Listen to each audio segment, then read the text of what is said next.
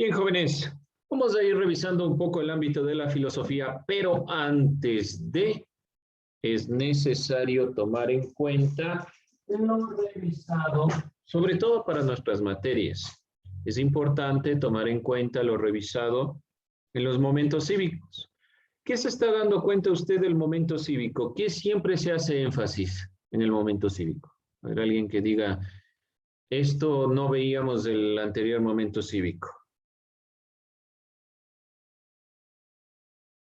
¿Qué creen que se le está dando énfasis en el momento cívico? Las fechas. Las independencias. Siempre hemos visto las fechas de independencias. Esos son fechas cívicas. Las fechas cívicas siempre se las ve.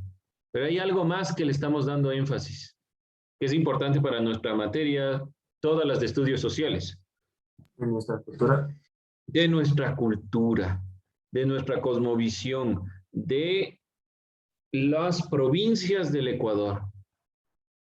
Eso yo voy a estar recalcando siempre, que es parte propiamente de nuestras materias, no solo de historia, sino de todas las que conforman estudios sociales, porque la filosofía es una construcción de la identidad también, para entender cómo los seres humanos piensan, analizan, comprenden. Por lo tanto, para esa comprensión es necesario entender el contexto en el cual se plasman esas consideraciones.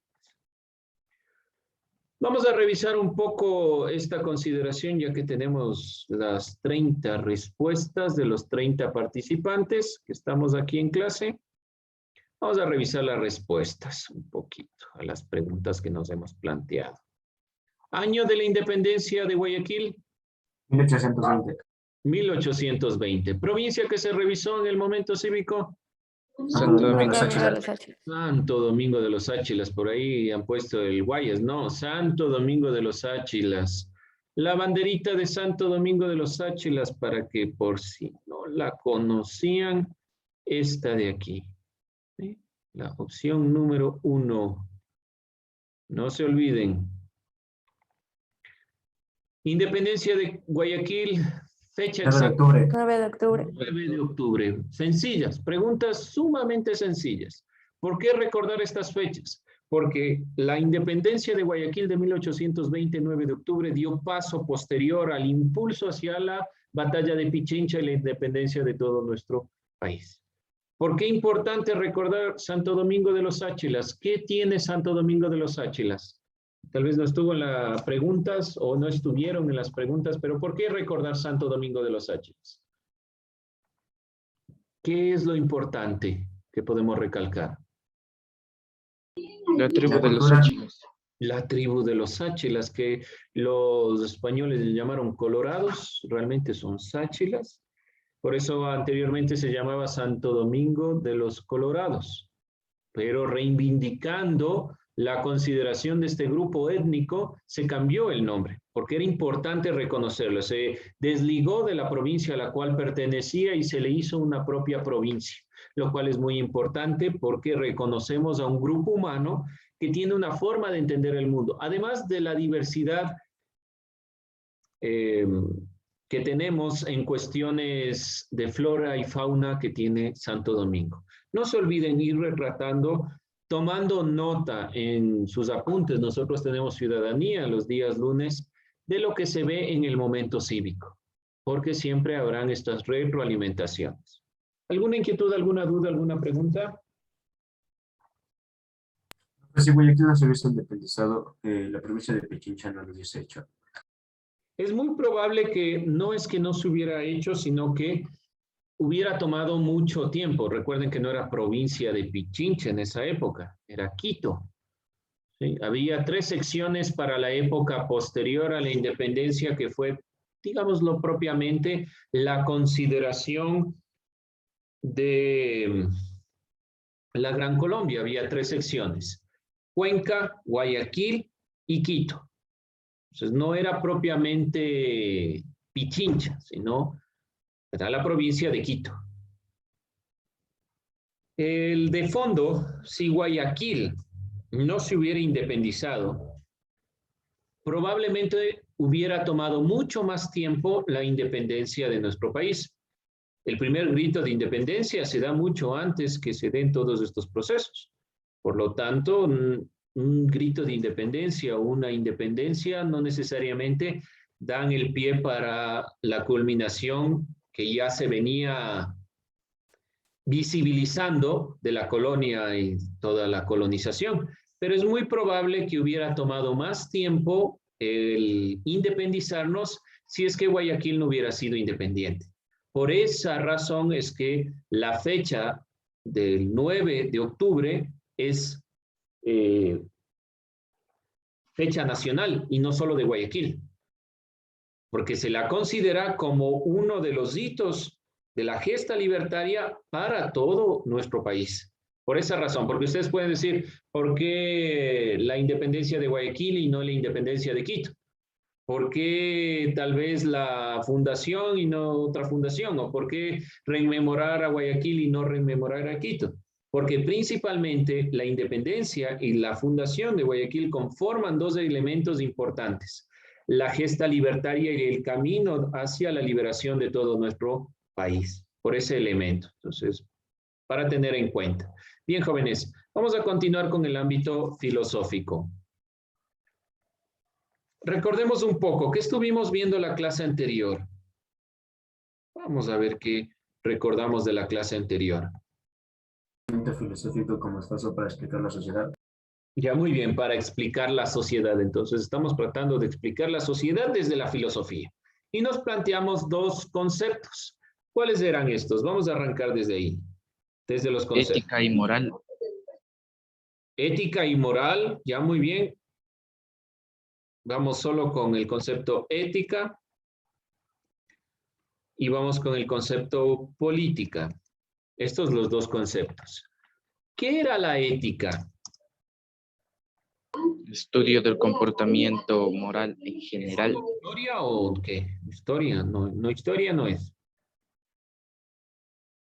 No, estudio del comportamiento moral en general. El comportamiento moral. Ahora, ¿qué es la moral? Ya entendemos qué es la ética, ahora ¿qué es la moral? Estudio filosófico del comportamiento humano concreto entre el bien o el mal. Nos vamos a quedar con estudio del comportamiento humano. Estudia el comportamiento humano en cuanto al bien y el mal. Lo de filosófico le vamos a dejar aquí para la ética, ¿sí? La ética es el estudio filosófico, aquí le ponemos filosófico, del comportamiento moral, y la moral, vamos a ponerla aquí con punto y coma, la moral es, o mejor dicho, la moral estudia el comportamiento humano. Ejemplo, si yo hablo de la justicia es un concepto filosófico, o que la filosofía va a estudiar. Cómo toda la humanidad, como el ser humano, puede llegar a ser justo.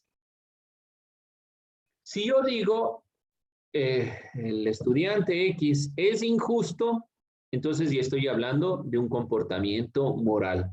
Las personas en general no hacen esta distinción entre moral y ética. Y de fondo puede tener razón porque los conceptos vienen de palabras distintas. Ética viene del griego, ethos, y moral viene de la palabra latina mor moris. Entonces puede ser diferente. Hay un filósofo, Martin Heidegger, que decía que la moral es el hábitat del ser. ¿Qué quiere decir? Cómo nosotros habitamos en este mundo, cómo somos en este mundo, cómo nos comportamos con los demás. Para él la moral era eso y entendía directamente una perspectiva más clara de lo que es la moral.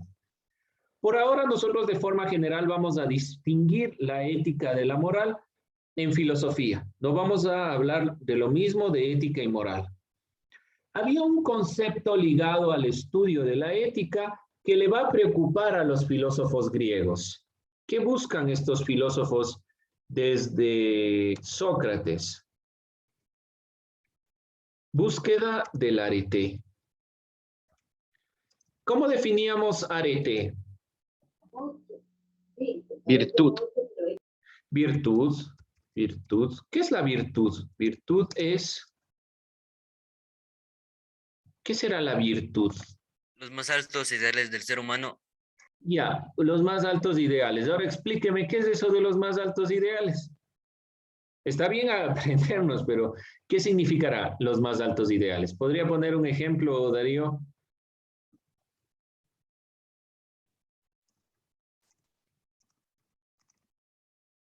Ya tenemos el concepto, los más altos ideales. ¿Pero qué querrá decir esto de los más altos ideales del humano? Alcanzar los más altos ideales. ¿Cuál será el ideal más alto del ser humano? Alcanzar el mayor aprendizaje. El aprendizaje, pero digamos que sí puede ser, porque de todos modos no nacemos nosotros siendo virtuosos. Eso se aprende. Entonces puede ser, puede ser. Vamos a planteárnoslo así. Disposición, como nos dice el diccionario para tener en cuenta, disposición habitual para hacer el bien. Esa es la virtud. Una disposición habitual, miren, aquí recalcan algo. En el diccionario está recalcándose algo. Esto lo saco de la Real Academia de la Lengua Española, pero nos sirve para tener una primera pauta. Disposición habitual para hacer el bien. Es un hábito. Aristóteles dice, si usted quiere ser virtuoso, debe guiarse por un camino. Yo ya les voy a decir cuál es el camino que plantea Aristóteles cuando nos toque ver a Aristóteles. Pero por ahora dice, usted se guía por ese camino y tiene que hacerlo todo el tiempo. Si usted hace todo el tiempo, ejemplo, si usted cultiva el ejercicio de leer por lo menos unos 15 minutos todos los días, ¿qué va a pasar? Se le genera a usted un hábito. Entonces va a haber un momento en el que automáticamente usted va a abrir el libro y va a comenzar a leer. Eso se llama hábito. La ética está ligada a los hábitos, según Aristóteles, y la virtud es el hábito. Pues yo no nací bueno ni malo. Tengo que ir cultivando todas mis condiciones, gracias a mis condiciones racionales, para alcanzar el bien. Y tengo que hacerlo todo el tiempo. Vamos a ver cómo dicen los filósofos que se debe cultivar ese bien. Nosotros nos planteamos la perspectiva de Sócrates. ¿Cuál era la virtud para Sócrates? ¿Cuál era el camino para llegar al bien? Ahí es más o menos de La lo sabiduría. La sabiduría, la sabiduría. El conocimiento nos lleva a ser virtuosos.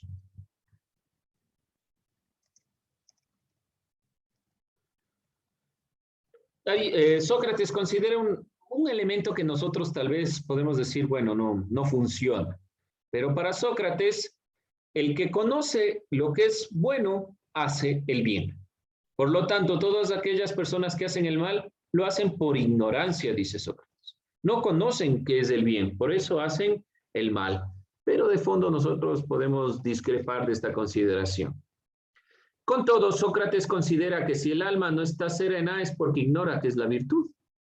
Entonces, Sócrates afirma que solo quien conoce el bien y el mal sabe poner en práctica este conocimiento y puede ser feliz, puesto que no existe ninguna diferencia entre la sabiduría y la virtud. Él equipara la sabiduría con la virtud. Para él, virtud, es decir, alcanzar lo mejor del ser humano, es equivalente a la sabiduría. Yo le pondría más que sabiduría, conocimiento, para que usted no se confunda, porque sabiduría, un sabio es aquella persona que conoce de muchas cosas, o casi conoce de todos los elementos o todas las áreas que comprenden, por lo menos que conoce los ámbitos del comportamiento. Como decíamos, existen más filósofos que Sócrates y su pensamiento. Vemos Platón, Aristóteles, pero vamos a estarlos puntualizando en una temática específica en cuanto a la perspectiva de estos autores. Por ahora, iniciamos con el pensamiento socrático y vamos a ir tomando en cuenta algunas ideas más. ¿Qué más recordamos de Sócrates? ¿Qué más? Su metodología. Su metodología. ¿Cómo se llamaba la metodología de Sócrates? Mayéutica. Mayéutica. La mayéutica es dar a luz las ideas, la mayéutica. Voy a poner literal como se entiende en griego. Las ideas. ¿Qué le permite la metodología a Sócrates? Interpretar la realidad, buscar la verdad en los demás. La verdad no está en el filósofo lo que hace es guiar a través de las preguntas del conocimiento que ya tiene el ser humano. Ya está ahí, solo falta buscar, solo necesitamos realmente encontrar dónde están esos argumentos. Cada objeto, dice Sócrates, y esto es una idea bastante interesante de Arete, Sócrates plantea que cada objeto tiene sus características propias, propiedades que le hacen ser lo que es. Por ejemplo, ¿cuál es la función de un esfero? Rayar. Bueno, rayar, ya, muy bien, rayar, tal vez escribir o dibujar, bueno, pero la función es rayar. Ya, tomar nota. Pero yo le puedo lanzar el esfero a mi compañero y cumplió otra función. Le llamé por lo menos, digamos, y me puso atención. El momento que yo lanzo el esfero, no cumple la función primaria. Si no, está cumpliendo otra función. Pongamos otro ejemplo. ¿Los zapatos para qué sirven? Para proteger tu pie. No exactamente. ¿Para qué sirven los zapatos? Para disciplinar. ¿Para qué? ¿Cómo para disciplinar? A zapatazos. No es la chancleta, profe. Sí, ocupan a veces para eso, ¿no? Los zapatos, ¿para qué están hechos los zapatos? Que le lance a su compañero los zapatos. No, ¿para qué está hecho los zapatos? ¿Para qué está? Para lucirlos. Para lucirlos, para llamar la atención, no es su función primaria. Para caminar. Para Usted ponérselos. sin zapatos, o sea que si no se pone zapatos no puede caminar. Para ponérselos. Para ponérselos, sencillo. Están en filosofía, no tienen que dar respuestas elevadas para la disciplina. No, que disciplina, no tiene nada que ver. Los zapatos son para calzarse, para ponerse. Para eso sirven, ¿cierto? Si yo me pongo los zapatos, cumple su función. No es que puedo caminar mejor ni nada por el estilo. Puedo caminar y tal vez me sirve para protegerme. Tal vez esa ya es una interpretación de lo que sirve. Pero puedo utilizarlo para otra cosa. Por ejemplo, puedo ponerme los zapatos y son los últimos zapatos que salieron, entonces estoy luciéndolos. O pueden disciplinarle a través de zapatazos, ya juega. O le doy el zapato a mi perro para que juegue. Pero Sócrates dice, cuando un objeto cumple la función para la cual está llamada a ser, en ese momento es virtuoso. ¿Y cuál es la función del ser humano? Ser racional. Por lo tanto, así identifica la virtud. Por eso es que la asocia con la sabiduría. Porque dice, hay una condición del ser humano. ¿Cuál es la condición del ser humano? Ser racional. Por lo tanto, el momento que el ser humano es racional, es virtuoso. Y si el momento que el ser humano es racional y entiende las cosas, separa el mito del logos y todo lo razona y lo argumenta, por lo tanto debe conocer el bien, porque lo está argumentando. Y ese momento se convierte en virtuoso. Entonces, si nosotros pudiéramos poner el ejemplo con el zapato, diríamos que en este caso de Sócrates, el zapato es virtuoso el momento que es calzado. ¿Sí? Porque esa es su función. Para eso se hizo. Entonces, el ser humano, ¿para qué se hizo? Para ser racional. El momento que es racional el ser humano es virtuoso, se está guiando por la virtud. Sócrates afirma que el arete de los seres humanos es la sabiduría. Consiste en la capacidad racional de evaluar el bien y el mal. Esto no se olvide anotar. Para Sócrates, la virtud es igual a la sabiduría porque puede evaluar el bien y el mal. Este es un elemento fundamental en Sócrates porque entiende realmente que si nuestra capacidad es la racional, aquel ser humano que se guíe por el mal es solo por ignorancia, porque no conoce qué es el bien. ¿Sí? Podemos discrepar de lo que dice Sócrates, pero de fondo su argumento es válido, porque lo está demostrando, argumentativamente, pero lo está demostrando. Está demostrando que el momento que el ser humano no conoce, obviamente comete errores. El momento que conoce, por lo general, evita esos errores y argumenta o evalúa los errores que ha cometido para no cometerlos.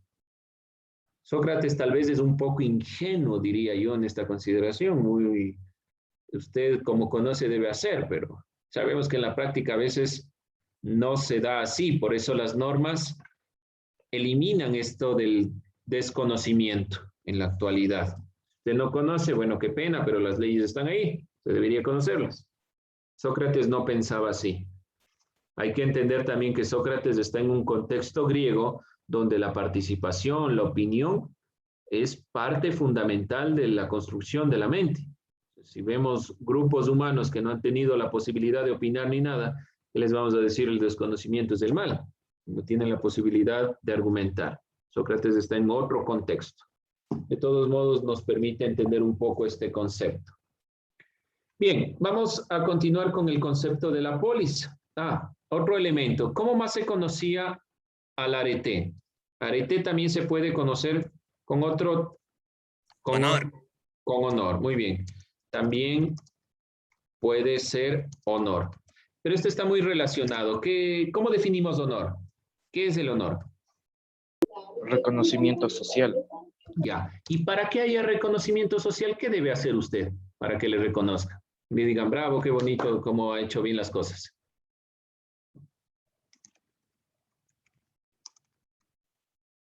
¿Qué tiene que hacer para que exista un reconocimiento social?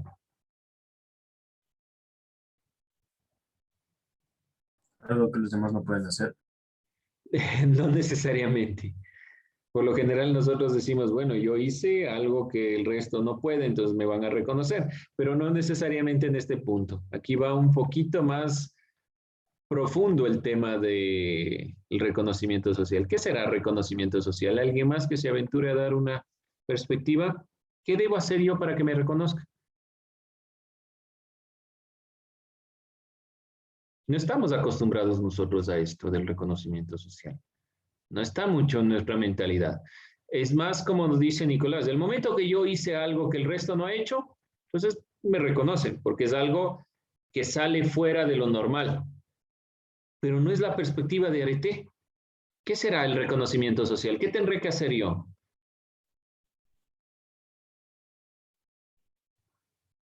¿Alguien más? ¿No?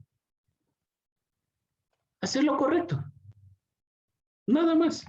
Si yo hago lo que estoy llamado a hacer, si a mí me dicen, usted tiene estas normas y reglas, si usted las cumple, le van a reconocer. Pero como les digo, en nuestra actualidad es muy difícil, porque yo cumplo lo que debo cumplir, pero al final nadie me reconoce, o sea, simplemente paso desapercibido, y no debería ser así.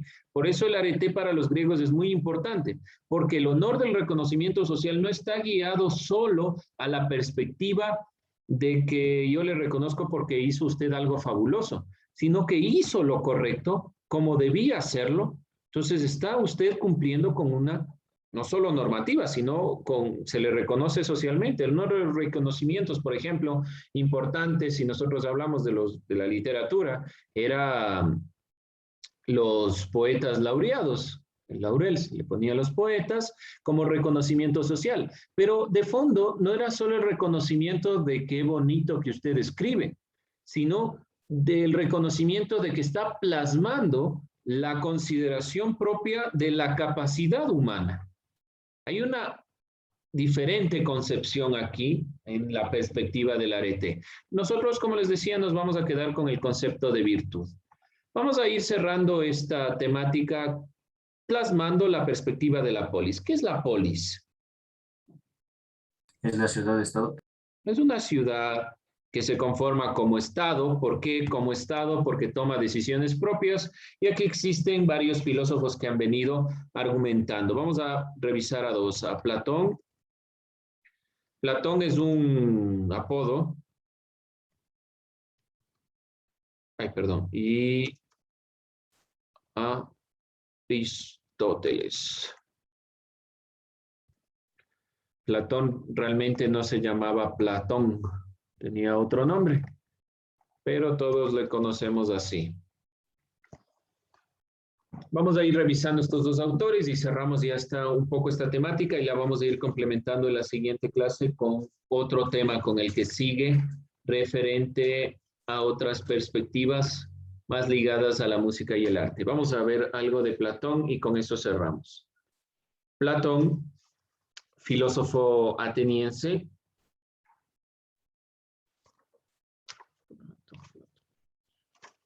Ya. Nace en Atenas en una familia aristocrática. Es una característica de algunos pensadores, Platón. A diferencia de Sócrates, ¿no? Su maestro. Platón fue discípulo de Sócrates. Sócrates no fue de una familia adinerada, pero Platón sí. En Atenas, si es ateniense, familia aristocrática. No estaba muy de acuerdo Platón con la democracia. Él hace cataloga o hace varios parámetros para plantear cuáles serían en escala los elementos que las sociedades deben plantearse. Para Platón no es la democracia, él es crítico a la democracia, él piensa que la aristocracia debe gobernar. ¿Y qué significa aristocracia? Viene de dos palabras griegas, arete, que ya conocen, que lo podemos traducir como el mejor, arete, lo mejor, los más altos ideales, y kratos, que es propiamente poder. Entonces, el poder en los mejores. Y para Platón, ¿quién eran los mejores? Los filósofos. Por lo tanto, para Platón, quienes debían gobernar eran los filósofos. Bien, jóvenes, vamos a ir cerrando ahí. Según Platón, vamos a ir nosotros tomando en cuenta algunas perspectivas. Él funda la academia, que es el lugar donde se juntaban a aprender. Ya vamos a ir tomando en cuenta algunas posturas de este filósofo Platón. Por ahí busque. ¿Cuál era el verdadero nombre de Platón? No es que se sepa exactamente, pero algo nos dice. Bien, jóvenes, con eso cerramos. No les canso más.